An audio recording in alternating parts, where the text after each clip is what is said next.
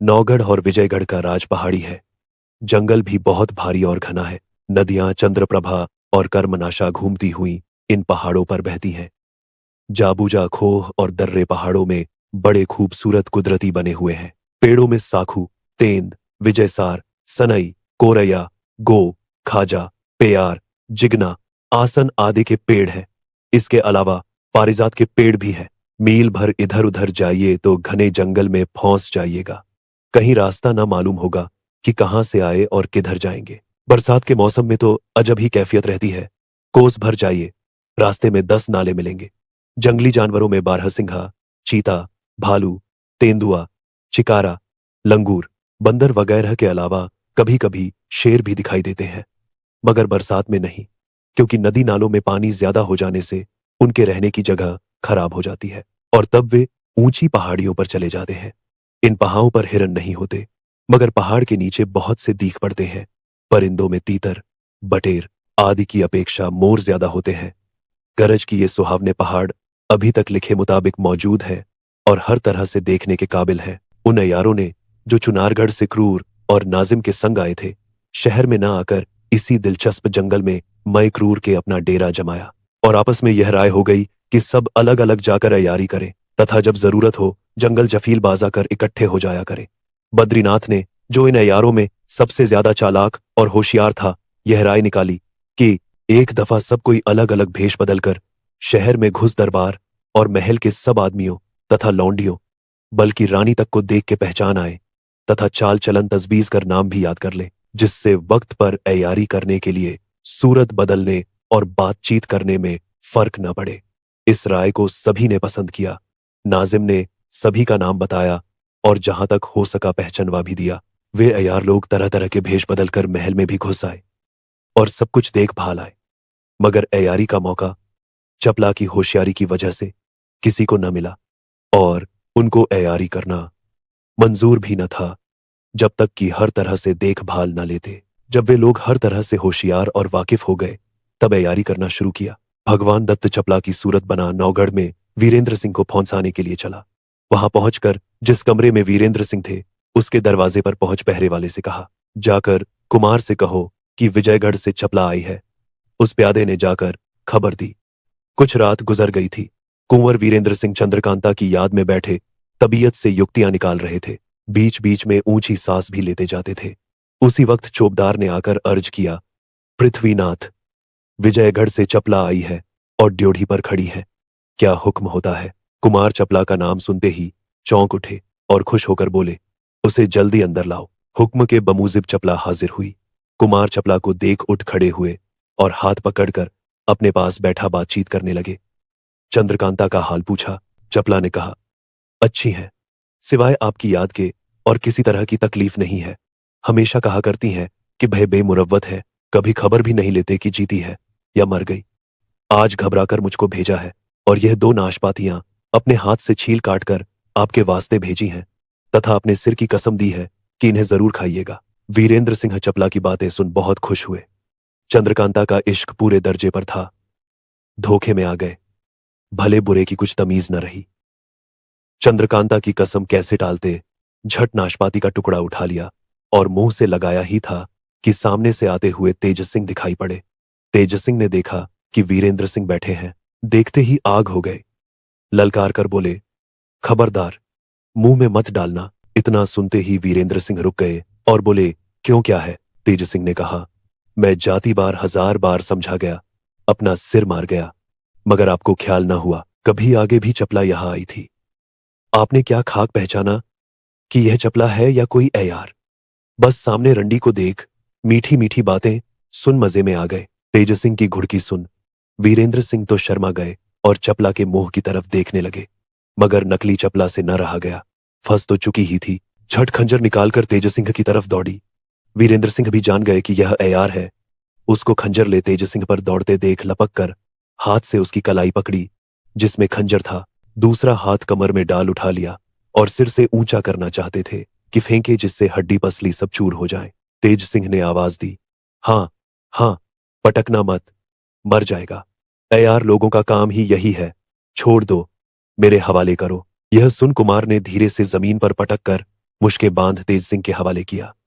तेज सिंह ने जबरदस्ती उसके नाक में दवा ठूंस बेहोश किया और गठरी में बांध किनारे रख बातें करने लगे। तेज सिंह ने कुमार को समझाया और कहा, देखिए, जो हो गया सो हो गया, मगर अब धोखा मत खाइएगा। कुमार बहुत शर्मिंदा थे। इसका कुछ जवाब न दे विजयगढ़ का हाल पूछने लगे। तेज सिंह ने सब खुलासा ब्यौरा कहा और चिट्ठी भी दिखाई जो महाराज जयसिंह ने राजा सुरेंद्र सिंह के नाम लिखी थी। कुमार यह सब सुन और चिट्ठी देख उछल पड़े। मारे खुशी के तेज सिंह को गले से लगा लिया और बोले, अब जो कुछ करना हो जल्दी कर डालो। तेज सिंह ने कहा, हाँ देखो, सब कुछ हो जाता है, घबराओ मत। इसी तरह दोनों को बातें करते तमाम रात गुजर गई। सवेरा होने ही वाला था जब तेज सिंह उस अय्यार की गठरी पीठ पर लादे उसी तहखाने को रवाना हुए जिसमें अहमद को कैद कर आए थे। तहखाने का दरवाजा खोल अंदर गए। टहलते टहलते चश्मे के पास जा निकले। देखा कि अहमद नहर के किनारे सोया है और हरदयाल सिंह एक पेड़ के नीचे पत्थर की चट्टान पर सिर झुकाए बैठे हैं।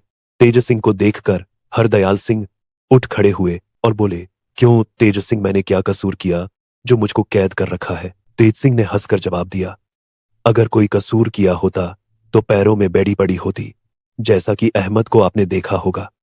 आपने कोई कसूर नहीं किया, सिर्फ एक दिन आपको रोक रखने से मेरा बहुत काम निकलता था, इसीलिए मैंने ऐसी बेअदबी की।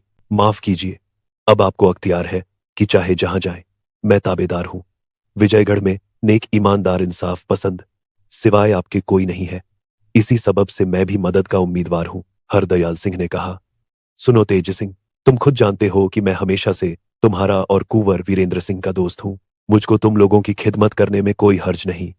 मैं तो खुद हैरान था कि दोस्त आदमी को तेज सिंह ने क्यों कैद किया। पहले तो मुझको यह भी नहीं मालूम हुआ कि मैं यहां कैसे आया, मर के आया हूं या जीते जी। पर अहमद को देखा तो समझ गया कि यह तुम्हारी करामात है। भला यह तो कहो, मुझको यहां रखकर तुमने क्या कार्रवाई की और अब मैं तुम्हारा क्या काम कर सकता हूं? तेज सिंह ने कहा, मैं आपकी सूरत बनाकर आपके जनाने में नहीं गया, इससे आप खातिर जमा रखिए।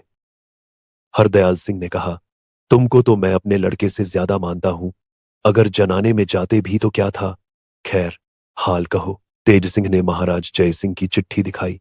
हरदयाल सिंह के कपड़े जो पहने हुए थे उनको दे दिए और अब खुलासा हाल कहकर बोले, अब आप अपने कपड़े सहेज लीजिए और यह चिट्ठी लेकर दरबार में जाइए। राजा से मुझको मांग लीजिए जिससे मैं आपके साथ चलूं, नहीं तो वे अय्यार जो चुनारगढ़ से आए हैं विजयगढ़ को गारद कर डालेंगे और महाराज शिवदत्त अपना कब्जा विजयगढ़ पर कर लेंगे। मैं आपके संग चलकर उन अय्यारों को गिरफ्तार करूंगा। आप दो बातों का सबसे ज्यादा ख्याल रखिएगा, एक ये कि जहां तक बने मुसलमानों को बाहर कीजिए और हिंदुओं को रखिए। दूसरे यह कि कुंवर वीरेंद्र सिंह का हमेशा ध्यान रखिए और महाराज से बराबर उनकी तारीफ कीजिए, जिससे महाराज मदद के वास्ते उनको भी बुलाएं। हरदयाल सिंह ने कसम खाकर कहा, मैं हमेशा तुम लोगों का खैर ख्वाह हूं, जो कुछ तुमने कहा है उससे ज्यादा कर दिखाऊंगा। तेज सिंह ने अय्यारी की गठरी खोली और एक खुलासा बेड़ी उसके पैर में डाल तथा अय्यारी का बटुआ और खंजर उसके कमर से निकालने के बाद उसे होश में लाए। उसके चेहरे को साफ किया तो मालूम हुआ कि वह भगवान दत्त है। अय्यार होने के कारण चुनारगढ़ के सब अय्यारों को तेज सिंह पहचानते थे और वे सब लोग भी उनको बखूबी जानते थे। तेज सिंह ने भगवान दत्त को नहर के किनारे छोड़ा और हरदयाल सिंह को साथ ले खोह के बाहर चले। दरवाजे के पास आए। हरदयाल सिंह से कहा कि मेहरबानी करके मुझे इजाजत दें कि मैं थोड़ी देर के लिए आपको फिर बेहोश करूं, तहखाने के बाहर होश में ले आऊंगा। हरदयाल सिंह ने कहा, इसमें मुझको कुछ हर्ज नहीं है। मैं यह नहीं चाहता कि इस तहखाने में आने का रास्ता देख लूं। यह तुम ही लोगों के काम है, मैं देख कर क्या करूंगा। तेज सिंह हरदयाल सिंह को बेहोश करके बाहर लाए और होश में लाकर बोले, अब आप कपड़े पहन लीजिए और मेरे साथ चलिए। उन्होंने वैसा ही किया। शहर में आकर तेज सिंह के कहे मुताबिक हरदयाल सिंह अलग होकर अकेले राजा सुरेंद्र सिंह के दरबार में गए। राजा ने उनकी बड़ी खातिर की और हाल पूछा। उन्होंने बहुत कुछ कहने के बाद महाराज जय सिंह की चिट्ठी दी, जिसको राजा ने इज्जत के साथ लेकर अपने वजीर जीत सिंह को पढ़ने के लिए दिया। जीत सिंह ने जोर से खत पढ़ा। राजा सुरेंद्र सिंह चिट्ठी पढ़कर बहुत खुश हुए और हरदयाल सिंह की तरफ देखकर बोले, मेरा राज्य महाराज जय सिंह का है, जिसे चाहे बुला ले, मुझे कुछ हर्ज नहीं। तेज सिंह आपके साथ जाएगा। यह कह अपने वजीर जीत सिंह को हरदयाल सिंह की मेहमानदारी का हुक्म दिया और दरबार बर्खास्त किया। दीवान हरदयाल सिंह की मेहमानदारी 3 दिन तक बहुत अच्छी तरह से की गई, जिससे वे बहुत खुश हुए। चौथे दिन दीवान साहब ने राजा से रुखसत मांगी। राजा बहुत कुछ दौलत जवाहरात से उनकी विदाई की और तेज सिंह को बुला समझा बुझाकर दीवान साहब के संग किया। बड़े साज सामान के साथ ये दोनों विजयगढ़ पहुंचे और शाम को दरबार में महाराज के पास हाजिर हुए।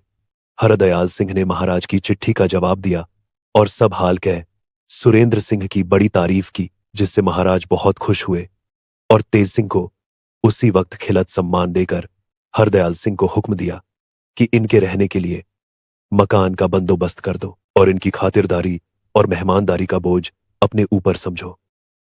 दरबार उठने पर दीवान साहब तेज सिंह को साथ ले विदा हुए और एक बहुत अच्छे कमरे में डेरा दिलवाया। नौकर और पहले वाले तथा प्यादों का भी बहुत अच्छा इंतजाम कर दिया, जो सब हिंदू थे। दूसरे दिन तेज सिंह महाराज के दरबार में हाजिर हुए। दीवान हरदयाल सिंह के बगल में एक कुर्सी उनके वास्ते मुकर्रर की गई।